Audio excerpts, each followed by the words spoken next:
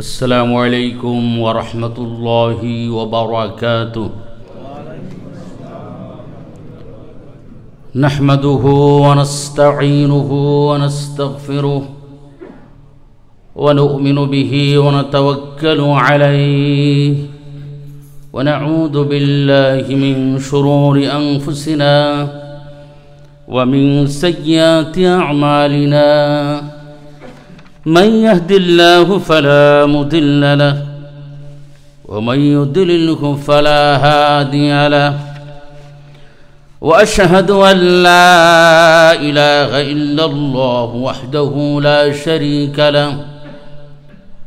وأشهد أن محمدا عبده ورسوله الذي أرسله بالحق بشيرا ونذيرا وداعيا إلى الله بإذنه وسراجا منيرا.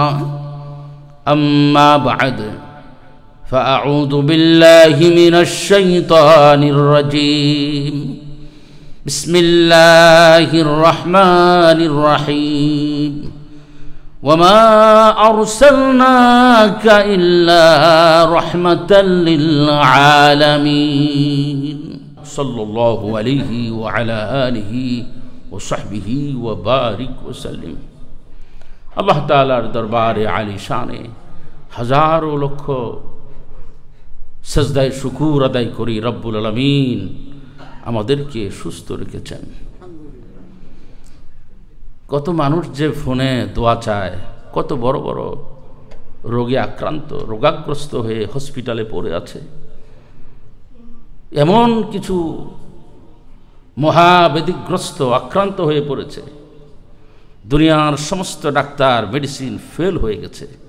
এখন শুধু সবচেয়ে বড় মেডিসিন সেটা হলো দোয়া। নবী করিম সাল্লাল্লাহু আলাইহি ওয়াসাল্লাম বলেছেন, আদ-দুআউ মুখুল ইবাদাহ। দোয়াটা হলো ইবাদতের সার নির্যাস। The supplication, this is the essence of all the worshiping. The Prophet sallallahu alaihi wasallam said, so whoever asks something for Allah, Allah subhanahu wa ta'ala becomes happy. So whoever refuses to ask or seek protection from Allah, he makes Allah subhanahu wa ta'ala anger. এটা হাদিস। যারা আল্লাহ তাআলার কাছে কিছু চান, আল্লাহ তাআলা খুশি হন। আর যদি আল্লাহ তাআলার কাছে কিছু না চান, আল্লাহ না রাগ হন। আল্লাহ তাআলার কাছে যদি আমরা কিছু না চাই, আল্লাহ কি হন? মান লাম ইয়াসআলিল্লাহ ইয়াগদাব আলাইহি, রাওয়াহু তিরমিযী আও কামা ক্বাল আলাইহি সাল্লাতু ওয়াসসালাম। এটা তিরমিযী শরীফের হাদিস যে কেউ যদি আল্লাহ তাআলার কাছে কিছু না চান, আল্লাহ তার উপর রাগ হন। কি হন? একটা বিনয়, যে কারোর কাছে কিছু চাওয়া, এটা হলো বিনয়। যেই ভিক্ষুকের দেমাগ বেশি, অহংকার ভরা, সেই ভিক্ষুক বেশি দিন টিকে না। অথবা মানুষ তাকে মানুষের দরজা থেকে দূর দূর করে তাড়িয়ে দেয়, অথবা সে শূন্য ঝোলা নিয়ে তার ঘরে ফিরতে হবে। এই জন্য যারা ভিক্ষুক হবে তাদের প্রধান, the prime capital of them to be humble. যারা ভিক্ষুক হবে তাদের প্রথম যে গুণ থাকতে হবে সেটা হলো কি? বিনয় হওয়া। আমরা হলাম ভিক্ষুক কার কাছে? আল্লাহ তাআলার কাছে। নাকি এটা বলতে শরম লাগে? এখন তো শরম টরম কইমা গেছে গা। আগের দিনে দেখতাম বিয়ে শাদী হইলে জামাইরা মুখের মধ্যে রুমাল দিয়ে ধরে থাকতো। শরম শরম শরম। এখন এই দিন উঠে গেছে গা। এখন লাজ লজ্জা সব খাইছে। মানে এটা কি জামাই নাকি পাবলিক বুঝার কোনো ওয়ে নাই। আগের দিন তো বিয়ে শাদীর মধ্যে জামাইরা দামানরা একটু লাজ লজ্জা করতো। কদিন আগে সোশ্যাল মিডিয়ায় দেখি এক জামাই, মানে জামাই সে স্মোকিং করতেছে সবার সামনে। বলেন তুই স্মোকিং করার যাই কর, একটু গোপনে গিয়া কর। মানে এটাই বুঝলাম আল হায়াউ শুবাতুম মিনাল ঈমান, যে লজ্জা হলো ঈমানের একটা কি। মানে সে আজকে নতুন বিয়ে করতে যাইতেছে, তার একটুখানি লজ্জা হইল না যে আমি সবার সামনে আমার বিয়ে করার দিন আমি আজকে এই কাজটা কিভাবে করি। তো লজ্জাশীলতা অত্যন্ত অনেক বড় গুণ। আমার কথাটা হলো সেটা, লজ্জাশীলতা অনেক বড় গুণ, কিন্তু হালাল বিষয়ে আল্লাহ তাআলার কাছে আমার কিছু চাইতে হবে না। সবচেয়ে বড় বিনয় হলো কারো কাছে গিয়ে যদি দুহাত মেলে কিছু চাওয়া হয়, দুহাত মেলে কারো কাছে যদি কিছু চাওয়া হয়, এটা সবচেয়ে বড় বিনয়।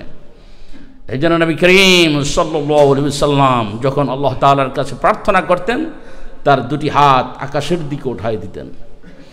মাঝে মধ্যে অনেক বড় সম্মুখে সমর অথবা বিপদ সামনে হলে নবী সাল্লাল্লাহু আলাইহি ওয়াসাল্লাম তার দুটি হাত উঠাতে উঠাতে আকাশ পর্যন্ত উঠাই দিতেন। সাহাবী আজমাইন বলেন, নবী সাল্লাল্লাহু আলাইহি ওয়াসাল্লাম যখন তার হাত দুখানা পবিত্র হাত যুগল ঊর্ধ্ব দিকে আকাশের দিকে ওঠাতেন, আমরা তার বগলের নিচের পবিত্র শুভ্রময় স্থানসমূহ দেখতে পেতাম। নবী সাল্লাল্লাহু আলাইহি ওয়াসাল্লাম যখন তার হাত উঠাইতে থাকতেন, আমরা তার বগলের পবিত্র বগলের নিচের সেই শুভ সাদা নুরানি তার বগল মোবারক আমরা দেখতে পেতাম। সুবহানাল্লাহ। তো আল্লাহ তাআলার কাছে প্রার্থনা করতে হবে, আল্লাহ তাআলা যেন আমাদেরকে সুস্থ রাখেন। আল্লাহ তাআলা কালামে হাকিমে তার হাবিবের বিষয়ে বলেন, ওয়ামা আরসালনাকা ইল্লা রাহমাতাল লিল আলামিন। হাবিব হে, আমি আপনাকে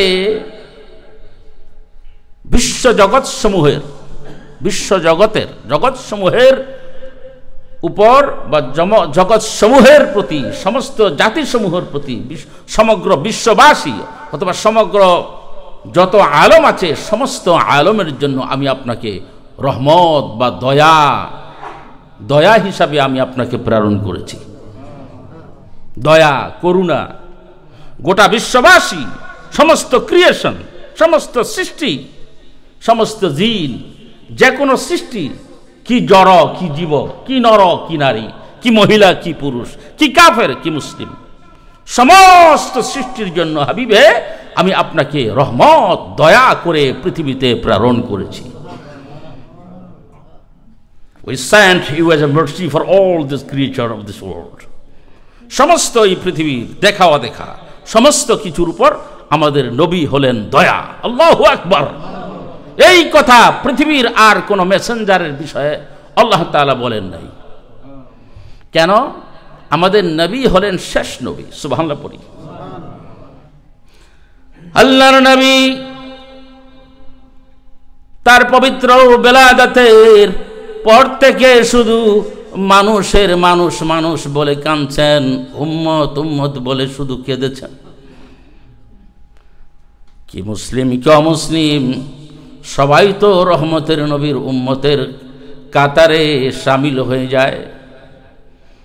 আল্লাহর হাবিব বলেন, কুল্লু মাউলুদিন ইউলাদু আলাল ফিতরা আবাওয়াহু ইউহাউদানিহি আও ইউনসরানিহি আও ইউমাজ্জুসানিহি। প্রত্যেকটা নবজাতক ফিতরাতের উপর জন্মগ্রহণ করে, ফিতরাতে ইসলামের উপর তারা জন্মগ্রহণ করে। সুতরাং সমস্ত মানব জাতি যখন তারা জন্ম নেয়, রহমতের নবীর উম্মত হয়ে জন্ম নেয়।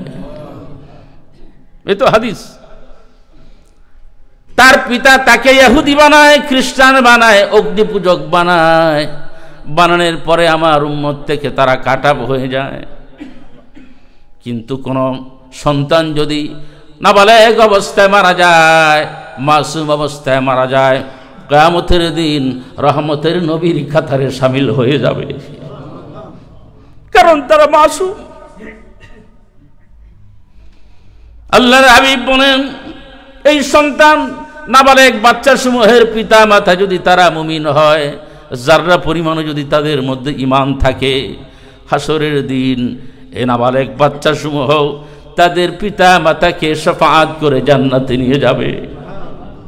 আল্লাহু আকবার।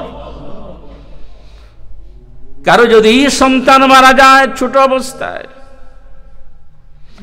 কি জন্মের পরে অথবা পেটের ভিতরে অবয়ব হয়েছে, স্ট্রাকচার হয়েছে, এরকম সন্তানগুলো যদি তারা মারা যায় অথবা মৃত জন্ম নেয়, কিয়ামতের ময়দানে আল্লাহ সুবহানাহু ওয়া তাআলা তাদেরকে শাফাআত করার অধিকার দিবেন বলে এইভাবে একটা হাদিসে আসছে। ছোট্ট বাচ্চার পেটের মধ্যে আল্লাহ তাআলা যেই নাভি দিয়েছেন, নার দিয়েছেন, হাসরের দিন আল্লাহ রাব্বুল আলামিন এটাকে প্রলম্বিত করে দিবেন। আল্লাহু আকবার। এই নাভি দিয়া, নাভিমূলক তার দিয়া রশির মতো তাদের পিতামাতাকে রাউন্ড করে চতুর্দিকে বের দিয়ে তাদেরকে টেনে টেনে জান্নাতে নিয়ে যাবেন। কেন? তারা মাসুম, তারা রাসূলের উম্মত। সুবহানাল্লাহ। আল্লাহর হাবিব সাল্লাল্লাহু আলাইহি ওয়াসাল্লাম বলেন, গোটা সৃষ্টির জন্য আমাকে আল্লাহ তাআলা রহমত করে পৃথিবীতে প্রেরণ করেছেন। কিন্তু কাফের মুশরিকরা বুঝলো না, রহমতের নবীর আঘাত করলো, যাতনা দিল, উৎপীড়ন করলো, নির্যাতন করলো। তারপর নবী তাদেরকে বদদুয়া দেয় নাই। আল্লাহ নবী সবসময় এই কথা বলতেন, আল্লাহুম্মা হদি কওমি ফাইন্নাহুম লা ইয়ালামুন। এটা ছিল নবী সাল্লাল্লাহু আলাইহি ওয়াসাল্লামের কথা। আল্লাহ, আমার সম্প্রদায় বুঝে না, তারা আমাকে যাতনা দেয়, বেদনা দেয়, আমাকে প্রস্তরাঘাত করে, আমাকে আঘাত করে। আল্লাহ, আপনি তাদেরকে হেদায়েত দিয়ে দেন। কত বড় এক্সাম্পল দেখলেন। আল্লাহ তাআলা যে বললেন, এই কথাটা একটুখানি ক্লিয়ার হয়ে গেল। তারা আপনাকে প্রস্তরাঘাত করে, পাথরে আঘাত করে, পথের মধ্যে কাটা বিছাই দেয়, আঘাত করে, গালিগালাজ করে, তারপরে আপনাকে কত নির্যাতন করে। শুধু মানুষের কল্যাণের দোয়াই করলেন, হেদায়েতের দোয়া করলেন। বোঝা গেল রহমতের নবী আসলেই রহমত। কোনো প্রমাণ নাই রহমতের নবী তারা মরে যাক এই সকল দোয়া করছে। আল্লাহু আকবার। শুধু তাই নয়, আল্লাহর হাবিব বলেন, দুনিয়ার মধ্যে যারা আছে তাদের প্রতি তোমরা রহম করো। ইরহামু মান ফিস সামা ইরহামু মান ফিল আরদ ইয়ারহামুকুম মিনাস সামা। আল্লাহর হাবিব বলেন, দুনিয়ার মধ্যে যত কিছু আছে তাদের উপর তোমরা দয়া করো, আকাশ থেকে তোমাদেরকে দয়া করা হবে। কত বড় কথা বলে দিলেন। দুনিয়ার মধ্যে যারা আছে, যাই আছে, it can be animal, it can be creature, যে কোনো কিছু হইতে পারে। এটা জীব জড় হইতে পারে, যে কোনো বেশি হইতে পারে। তুমি যদি দয়া করো, আল্লাহ তাআলা মানে আকাশ থেকে তোমার উপর দয়া করা হবে। এটা হলো আমাদের দ্বীন ইসলাম। আল্লাহু আকবার। রহমতের নবী সাল্লাল্লাহু আলাইহি ওয়াসাল্লামের পবিত্র বেলাদাত শরীফ সম্পর্কে আলোচনা করছিলাম। এগুলো ঘন্টার পরে ঘন্টা, মাসের পরে মাস করলেও শেষ হবে না। একটা কথাই সেটা জানা থাকতে হবে এবং হৃদয়ের মধ্যে লালন করতে হবে, আল্লাহর নবীর স্থান হলো আল্লাহর পরে। এক কথায় সব শেষ। শেখ সাদী বলেছেন, লা ইউমকিনুস সানাউ কামা কানা হাক্কুহু বা'দ আস খুদা বুজুর্গ তুই কিসসা মুখতাসার। কোন বক্তাই, যে কোনো ব্যক্তি, কোনো বক্তাই, কোন স্কলার, কোনো কিছুই, কোনো কেউই আল্লাহর নবীর এরকম প্রশংসা করতে পারবে না যেরকম তার হক। এক কথায় সব শেষ। বাদ আস খুদা বুজুর্গ তুই কিসসা মুখতাসার। আল্লাহর পরে যার স্থান, উনি হলেন রহমতের নবীর স্থান। রহমতের নবীর জন্ম মুবারক থেকে বোঝা গেছে যে এটা একটা different creation, the best creation. আল্লাহু আকবার বলি। রাসূল আকরাম সাল্লাল্লাহু আলাইহি ওয়াসাল্লামের সামনে একদিন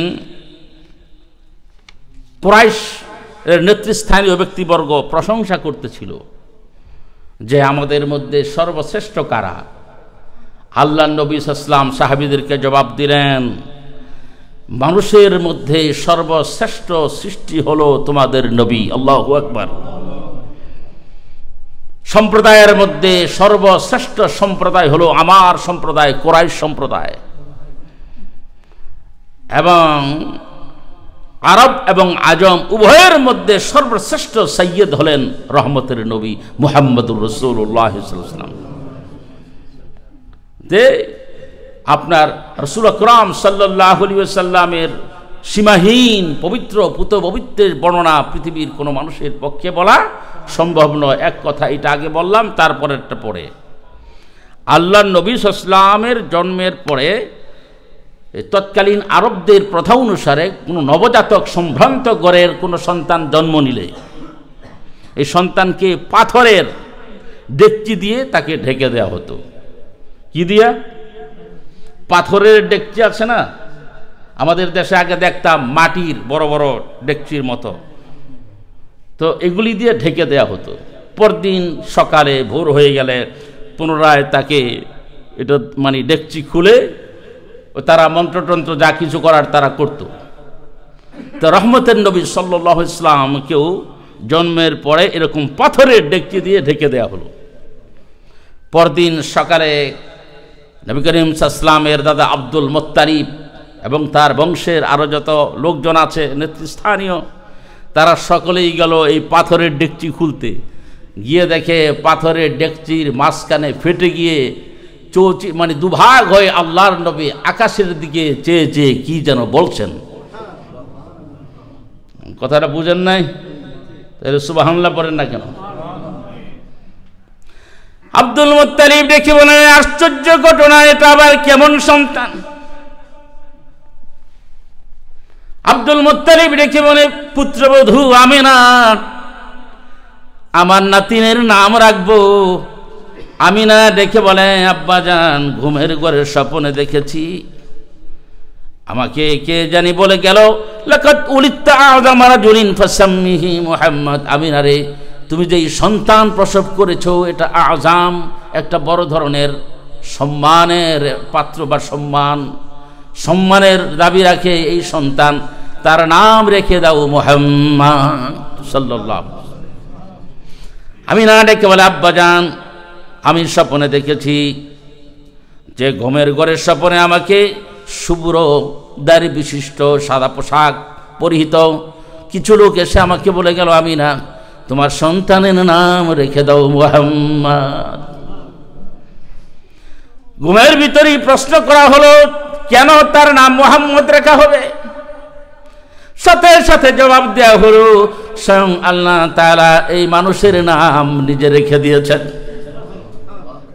আল্লাহ তার হাবিবের নাম নিজেই চুজ করেছেন। আল্লাহু আকবার। রহমতের নবীর নাম মুহাম্মদ। এজন্য বিদায় নেহের মধ্যে আসছে হাসান বিন সাবিত অথবা আবু তালেব এই কথাটা বলেছেন, ওয়াশাক্কালাহু মিন ইসমিহি লিউজিল্লাহু ফাযুল আরশি মাহমুদুন ফাদুল আরশি মাহমুদুন ওয়া হাযা মুহাম্মদ সাল্লাল্লাহু আলাইহি ওয়াসাল্লাম। আবু তালেব দেখি বলে, এটাই একমাত্র কারণ আল্লাহ সুবহানাহু ওয়া তাআলা তার পুত পবিত্র নাম থেকে দ্বিখণ্ডিত করে রহমতের নাম নবীর নাম মুহাম্মদ রেখেছেন। আল্লাহ তাআলার নাম হলেন হামিদ, আল্লাহ তাআলার নাম হলেন মাহমুদ। নবী সাল্লাল্লাহু আলাইহি ওয়াসাল্লামের চাচা বলেন, আল্লাহ তাআলা খুশি হয়ে তার নামকে ভাগ করে মাহমুদ অথবা হামিদ থেকে তার হাবিবের নাম রেখে দিলেন মুহাম্মদ। আল্লাহু আকবার। আল্লাহ তাআলার কাছে তার হাবিবের নাম মুহাম্মদ। তাওরাত জবুরে রহমতের নবীর নাম আহমদ। অন্য রাওয়াতে আসছে আকাশে মুহাম্মদ, তাওরাত জবুরে আহমদ, জমিনের মধ্যে রহমতের নবীর নাম মাহমুদ। সুবহানাল্লাহ। এইগুলি হলো আল্লাহ নবীর নাম। প্রত্যেকটাই নামের অর্থ হলো প্রশংসিত। নামের অর্থ কি? প্রশংসিত। মুহাম্মদ শব্দের অর্থ কি? প্রশংসিত, মানে যাকে সবচেয়ে বেশি প্রশংসা করা হয় সেটা হলো মুহাম্মদ। মুহাম্মদ শব্দের অর্থ কি? প্রশংসিত। সবচেয়ে বেশি যার প্রশংসা করা হবে উনি হলেন মুহাম্মদ। এই জন্য আল্লাহ তাআলা তার হাবিবের নাম রেখে দিলেন মুহাম্মদ। কথাটা ক্লিয়ার ভাইরা? এই পৃথিবীতে, এই ইউনিভার্সে যাকে সবচেয়ে বেশি প্রশংসা করা হবে উনি হলেন মুহাম্মদ। এজন্য নামের অর্থটাও এটা সবচেয়ে বেশি প্রশংসিত, সুবহানাল্লাহ। এগুলো একটা। আরেকটা হলো তাওরাত এবং জবুরে আল্লাহর নবীর নাম আহমদ। তাওরাত এবং জবুরে আমাদের নবীর নাম কি? হযরতে ঈসা আলাইহিস সালাতু সালাম ইহুদিদেরকে ডেকে রেখে বলছিলেন, ওয়াইদ ক্বালা ঈসা ইবনু মারইয়াম ইয়া বনি ইসরাঈল ইন্নী রাসূলুল্লাহি ইলাইকুম মুসাদ্দিকান লিমা বাইনা ইয়াদাইয়া মিনাত তাওরাতি ওয়া মুবাশশিরান বিরাসূলি ইয়াতি মিন বা'দ ইসমুহু আহমদ فلما جاءهم بالبينات قالوا هذا سحر مبين। হযরতে ঈসা আলাইহিস সালাম ইহুদিদেরকে ডাইকে বলছিলেন, কাগরে ইহুদিদের চিনি তো আমরা, এদেশে তো চিনা সহজ। বাংলাদেশের মানুষদেরকে ইহুদি কীরকম, তখন নেচার কেমন, তখন শেপ অ্যাপিয়ারেন্স কেমন, এগুলি বোঝানো কষ্ট হয়। এদেশে তো আমাদের চোখের সামনে আসে না। তো হযরত ঈসা নবী সাল্লাল্লাহু আলাইহি ওয়াসাল্লাম ইহুদিদেরকে ডাইকে বলছিল, হে ইসরায়েলের সন্তানরা শোনো, আমি কিন্তু আসছি রাসূল হয়ে তোমাদের কাছে, আর তোমাদের উপর হযরত মুসা আলাইহিস সালামের উপর যে কিতাব নাজিল করেছেন তাওরাত, এটাকে আমি সত্যায়নকারী, কি করি, এটা যে সত্য ছিল এটাকে আমি প্রকাশ করার জন্য আল্লাহ তাআলা আমাকে প্রেরণ করেছেন। সুবহানাল্লাহ বলেন। দেখলেন, এক নবীর সাথে আরেক নবীর দুশ্মনী নেই, যেগুলি আমগো মধ্যে এখন আছে, এক পীরের লগে আরেক পীরের গুতাগুতি। এক নবীর সাথে আরেক নবীর কি নাই? হযরতে ঈসা আলাইহিস সালাম কয়, হযরত মুসা নবীর উপর যেই কিতাব নাজিল করছে এটাকে আমি সত্যায়ন করছি। আল্লাহু আকবার। সুতরাং তোমাদের বিশ্বাস করতে হবে একটা কথা, তাওরাত সত্য, আর আমার উপর ইনজিল কিতাব আসছে এটাও সত্য, সাথে সাথে আরেকটা তোমাদেরকে সত্যায়ন করে যাচ্ছি, সত্যের প্রকাশ করে যাচ্ছি, সেটা হলো ওয়া মুবাশশিরাম বিরাসূলি ইয়াতি মিন বা'দ ইসমুহু আহমদ। আরেকটা, তাওরাতের পর ইনজিল, ইনজিলের পরে আরেকটা মেসেজ আসবে তোমাদের কাছে, আরেকটা মেসেঞ্জার আসবেন, সেটাকেও আমি সত্যায়ন করে যাচ্ছি এবং সুসংবাদ দিয়ে যাচ্ছি।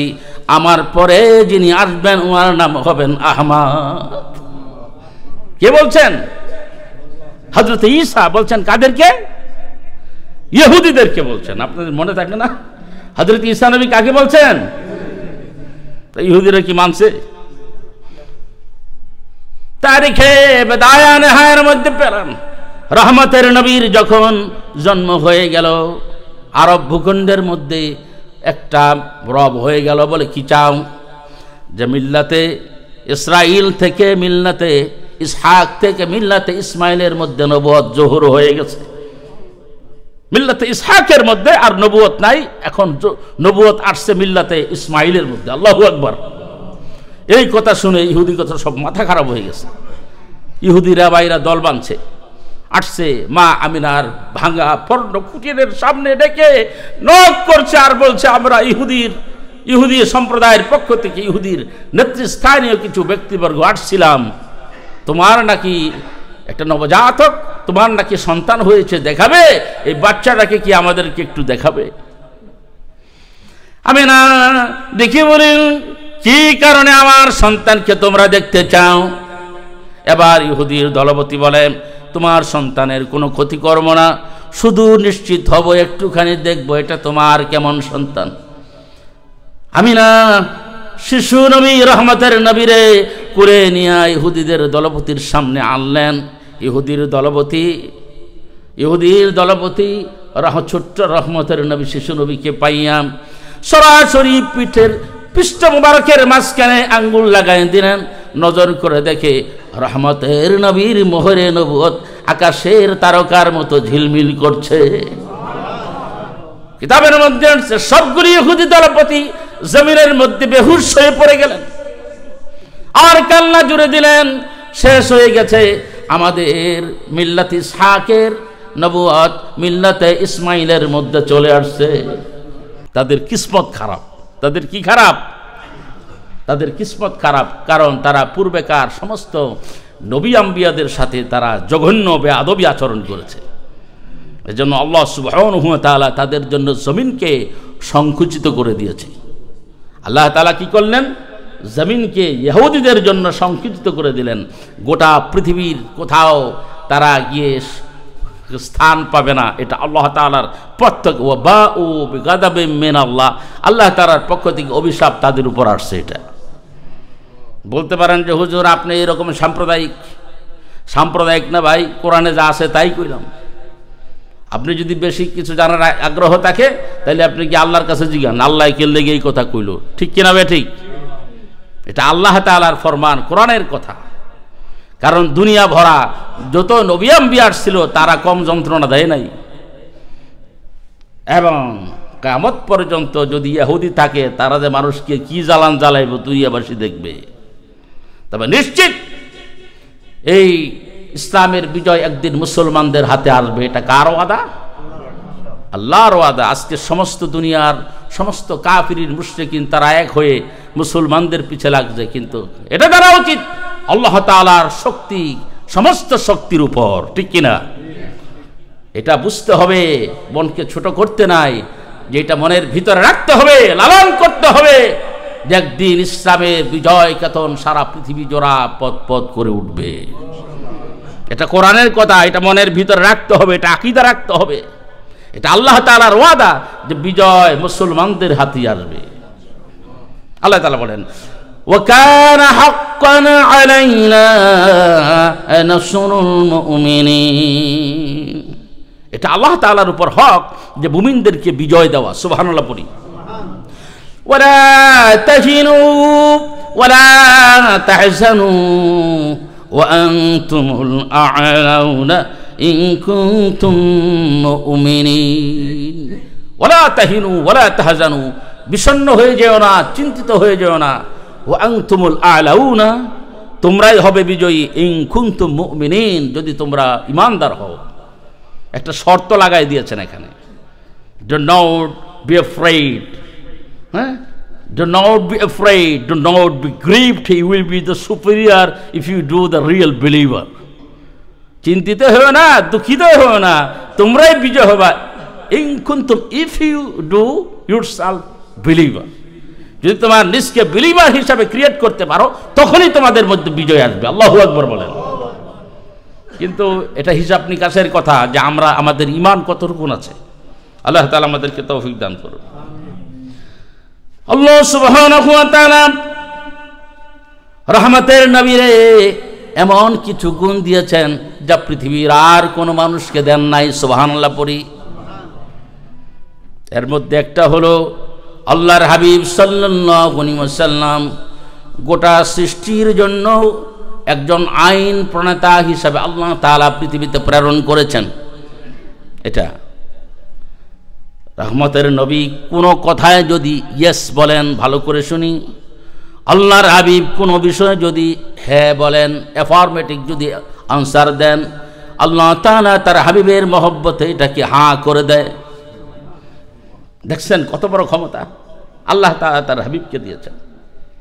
আল্লাহর নবী যদি কোনো বিষয়ে না বলে দেয়, আল্লাহ তাআলা ডেকে বলেন আমার রহমতের আমার হাবিবের মুখের উপর আমার কোনো কথা নাই, এটা না করে দিলাম।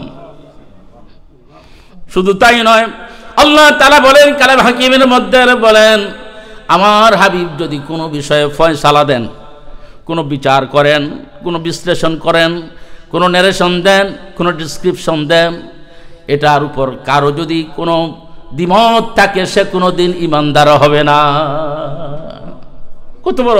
কত বড় সম্মান আল্লাহ তাআলা তার হাবিবের জন্য করে দিলেন। সুবহানাল্লাহ পড়েন। রহমতের নবীর এই যে গুণগুলি এটা ছোট্ট সময় থেকে প্রকাশ হয়েছে। সুবহানাল্লাহ পড়ি। তার যে কি বিচার গুণ, তার বৈচারিক যে ক্ষমতা, কিতাব পড়লে বুঝতে পারবেন। হাজারে আসওয়াদ নিয়ে ঝগড়া লাগছিল যে কোন সম্প্রদায়ের দলনেতা কাবা ঘরের কোনা ফিট করব। সবাই তো কাহিনী জানেন। তা আল্লাহর নবীর বিচারটা দেখেন কেমন। হাজারে আসওয়াদ মানে কালো পাথর, এটা তো বহু আগের। সকলে প্ল্যান সিদ্ধান্ত করলো যে এখন আমরা তো প্রত্যেকের গোত্রপতি এটাকে প্লেস করতে চায়, কিন্তু এখন তো কেউ ছাড় দেয় না। তো তাদের মধ্যে থেকে যারা বয়োবৃদ্ধ তারা বলল একটা বুদ্ধি করি, বলে কি, আগামীকাল ভোরবেলায় সূর্য ওঠার পরে জানি এই রাস্তা দিয়ে সবার আগে যাকে দেখব সে যেটা ফয়সালা করে তার ফয়সালা আমরা মেনে নিব। আলহামদুলিল্লাহ বলেন। তো রাত্রি গেল, নেতাকে সুখে তো আর ঘুম নাই।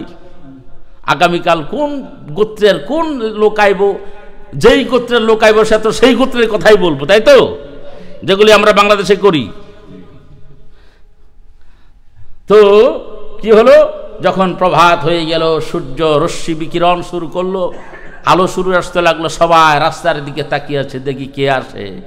নজর করে দেখে আর কেউ নয়, রহমতের নবী সাল্লাল্লাহু আলাইহি ওয়াসাল্লাম, ছোট্ট নবী, সেই মাত্র ইয়াং, এদিকে আসতেছে। সবাই হই হই রই রই করে সবাই খুশিতে আহ্লাদিত হয়ে বলছে, হ্যাঁ আমরা তো এরকম লোককেই খুঁজতেছিলাম। আল্লাহু আকবার। রহমতের নবী ধীরে ধীরে পা পা করে হাঁটি হাঁটি কাবার চত্বরে গেলেন। রহমতের নবীর চাদর মুবারক জমিনের মধ্যে বিছাই দিলেন। আল্লাহর হাবিব হাজারে আসওয়াদ কালো পাথর নিজের হাতে চাদরের মধ্যে রাখলেন আর বললেন, প্রত্যেক গোত্রের দলপতি চাদরের গোড়া ধরো, তোমরা সকলে শামিল হয়ে যাও। সকলে শামিল হয়ে গিয়ে তোমরা কাবার কিনারায় কোনায় নিয়ে যাও। রহমতের নবী সবাইকে পার্টিসিপেট করে দিলেন, অংশীদারি করে দিলেন। রহমতের নবী নিজে তাদেরকে নিয়ে সবাই মিলে ঝুলে কাবা ঘরের কালো পাথর ফিট করে দিলেন। তখন থেকেই তার মধ্যে একটা বৈচারিক গুণ, একটা জাস্টিস আল্লাহ সুবহানাহু ওয়া তাআলা তাদের মধ্যে দিয়েছেন। আল্লাহু আকবার। এটা আসছে কোত্থেকে? এই যে বুদ্ধিটা আসছে কোত্থেকে? আল্লাহ তাআলার পক্ষ থেকে। আল্লামানি রব্বি আহসানা তালিমি।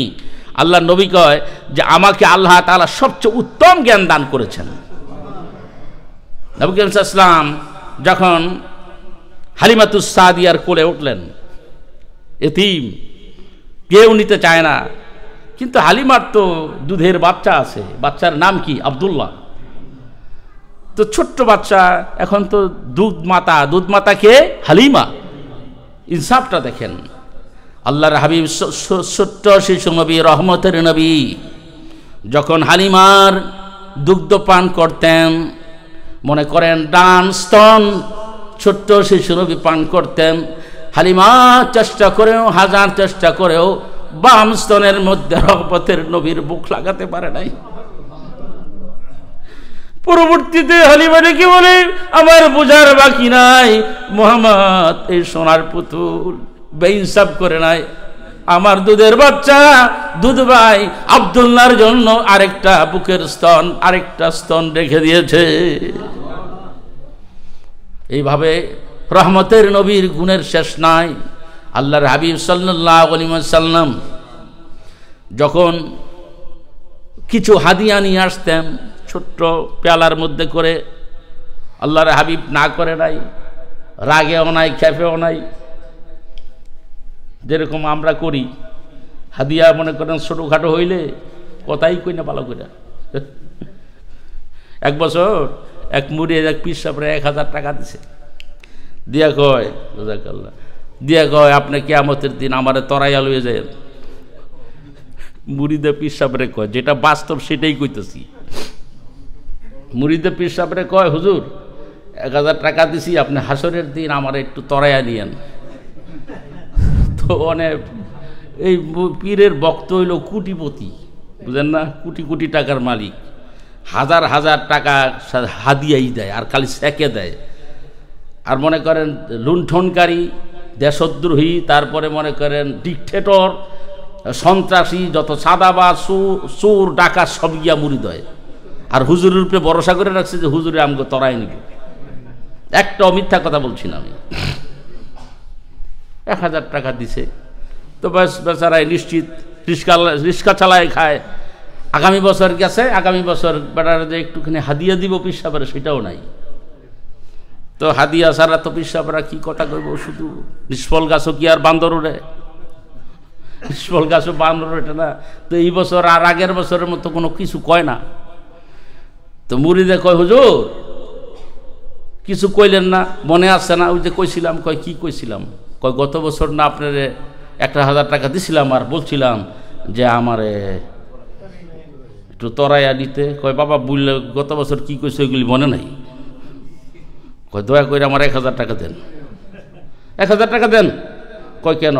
কয় 1 বছরে আমার 1,000 টাকা আপনি ভুলে গেছেন, আর হাসরের ময়দানে কত দূর, এত দিন পর্যন্ত আপনি আমার মনে রাখবেন কেমনে? প্লিজ প্লিজ আমার পয়সাটা আপনি দিয়ে দেন। রহমতের নবীর চরিত্র তো এরকম না। ছোট্ট একটা বাটির মধ্যে ছাগলের একটা খুরা রান্না করে একজনে নিয়ে আসছে। সুবহানাল্লাহ পড়েন। রহমতের নবীর সাহাবীরা রাউন্ড হয়ে বসে আছেন। আল্লাহর নবীর নিয়ম হলো ডান পার্শ্বে যিনি বসা তাকে আগে দিতেন। আল্লাহু আকবার। নিজে খাইতেন না, ডান পার্শ্বে যিনি বসা তাকে আগে দিতেন। তাকে দিয়ে রেখে বলে বিসমিল্লাহ বলে শুরু করো। কোন সাহাবীরাও রহমতের নবীর টিচিং এমন ভাবে পেয়েছেন, এই যে খুরা, ছাগলের পায়ের খুরা রান্না করে মহব্বতের সাথে একজনে নিয়ে আসছে আল্লাহর হাবিব নবীর সাহাবীরাও ভ্রু কুচকায় নাই, ভ্রু ক্রঞ্চিত করে নাই, বিসমিল্লাহ বলে সেখানে খাবার চুমুক দিয়েছে। রহমতের নবী প্রত্যেকজন সাহাবী রাউন্ড হয়ে একের পর এক খাবার খেয়েছে, মানে এইটা ঝোল পান করেছে। সাহাবীরা নজর করে দেখে রহমতের নবীর হাতে যেরকম কুড়া ছিল, যেরকম ঝোল ছিল, যেরকম তরকারি ছিল, সবার খাওয়ার পরেও বাটির মধ্যে এরকমই লেগে আছে। এটা হলো মুজিজা। কিন্তু আমার কথাটা হলো যে আল্লাহ নবীর ইনসাফটা দেখেন, যে এই কথা বলে নাই যে আচ্ছা ঘরের মধ্যে নিয়ে রাখো, কোথায় আয়েশা কোথায় সালমা, নেও আগে নেও তারপরে পরে খাবো, এইটা করে নাই। আমার কথাটা হলো সেটা। তো কত বড় বিচারক, কত বড় বিচারপতি। এই জন্য বিচারক হিসাবে, ইনস্ট্রাক্টর হিসাবে, এজ এ জাজ, as a instructor, as a teacher, as a father, আপনি যেই দিক দিয়ে যান একমাত্র ফলো করার মতো শ্রেষ্ঠ কোনো মহামানব যদি থেকে থাকেন উনি হলেন মুহাম্মাদুর রাসূলুল্লাহ সাল্লাল্লাহু আলাইহি ওয়াসাল্লাম। এক কথায় নির্দ্বিধায় যাকে ফলো করা যায় উনি হলেন মুহাম্মাদুর রাসূলুল্লাহ সাল্লাল্লাহু আলাইহি ওয়াসাল্লাম। সেই কথাটাই আল্লাহ তাআলা কালামে হাকিমের মধ্যে আমাদের জন্য বলে দিয়েছেন, লাকাদ কানা লাকুম ফি রাসূলিল্লাহি উসওয়াতুন হাসানাহ লিমান কানা ইয়ারজুল্লাহ ওয়াল ইয়াওমাল আখির ওয়া যাকারাল্লাহা কাসীরা। এর মানে হলো নিশ্চয়ই রাসূলুল্লাহর মধ্যে আছে উত্তম আদর্শ, উত্তম উদাহরণ। সুবহানাল্লাহ।